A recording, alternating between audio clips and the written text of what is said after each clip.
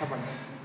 తాతయ్య, ఈ పెళ్లి పత్రికలో ప్రభు సంవత్సరం చైత్ర మాసం అని రాసి ఉంది. అదేమిటి? ప్రభవ అనేది తెలుగు సంవత్సరం. ఒక సంవత్సరం పేరు సంవత్సరాలు మొత్తం 60.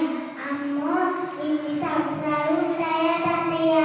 మరి చైత్ర మాసం అని రాసి ఉంది, అదేమిటి? జనవరి నుండి డిసెంబర్ దాకా ఉన్న నెలలు ఆంగ్ల సంవత్సరానికి చెందినవి.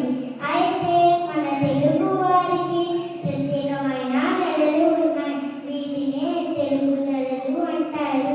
అవి చైత్ర